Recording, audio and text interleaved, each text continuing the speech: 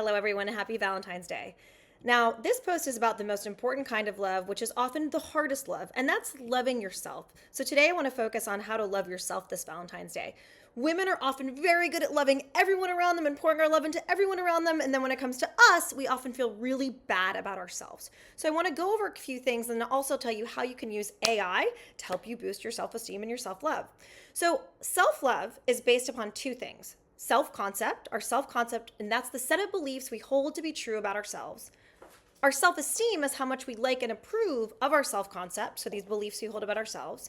And then our self love is often based upon our self esteem. Sometimes we have aspects of ourselves. There's something called global versus local self esteem. Global is how much we like and approve of ourselves as a whole. The whole us, everything included. What do we think of the whole experience? Specific self-esteem might be one area and how much we like or approve of that specific area. Now, we might place a lot of emphasis on one specific area, and then that hijacks our entire self-esteem. So, for example, growing up, weight, like being skinny or fat, gaining 1 pound all of a sudden meant getting A's on all the tests didn't matter because I gained a pound. I have not weighed myself in 20 years. Now, each of us learns strong ideas about who we should be and what we should be like. Where does that come from? In the Women's Leadership Challenge, we have 3 classes on deconstructing your inner patriarchy, which is looking at all of the systems set up that teach you what it means to be a woman and what you should feel good about and not feel good about.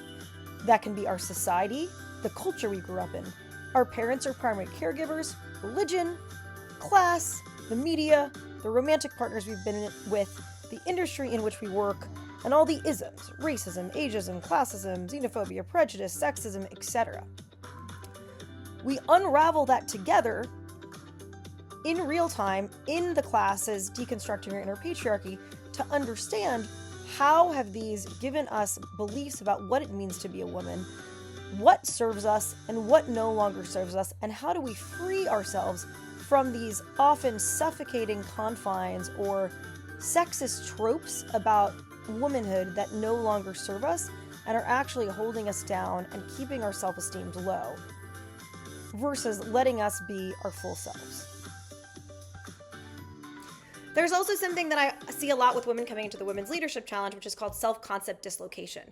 And this is when something happens in your life. Typically, it's a death in the family, a toxic relationship, a toxic work environment, a divorce that causes you to have a crisis in your sense of self and to not really feel like yourself anymore. You're in some kind of transition or evolution. In this period, it's really important to have a coach or to do something like the Women's Leadership Challenge because you've questioning yourself in ways that you never have before. And the Women's Leadership Challenge is critical to rebuilding your self-confidence, your self-worth, your self-esteem, and your identity at a time when you're questioning who you are and often what your next chapter is or who you ought to be in the years that come. So what I want to do is talk to you about self-love and how you can enact more self-love. So one thing is called their self-concept workbook.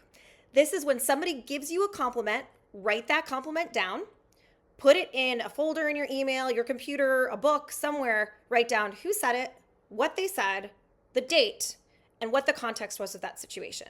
And then you're going to save all those things for 2 reasons. 1, for a rainy day, but 2, with artificial intelligence now, once you have enough of those self-concept notes of all of the nice things people say about you, the more specific, the better, you can then put them all into artificial intelligence without your identifying information and say, hey, can you tell me what are some themes that are coming out about my talents or strengths or skills or why I should love myself? Also, using ChatGPT or Claude or whatever it is, you can sometimes, if you're feeling really bad about yourself, you can use Claude or ChatGPT to give you a boost.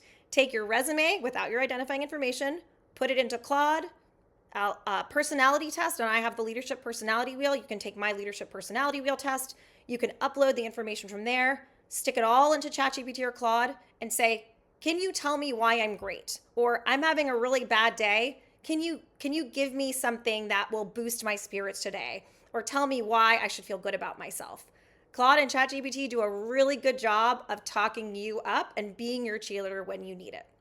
Hopefully that's helpful to you. And if you're looking to really boost your self esteem and supercharge your sense of self worth and self concept, you need to look at the Women's Leadership Challenge. It is the best leadership program for social change leaders and women who are going through transitions, that are already established change makers in this world and want to create more exponential impact in their life, navigate through self concept dislocation, or navigate a really important transition in their life and drive significant and meaningful change. That's womensleadershipchallenge.com. My next cohort starts in April, and I'd love to talk to you if you're ready for the challenge. This is Samantha Garland. Hope this was helpful.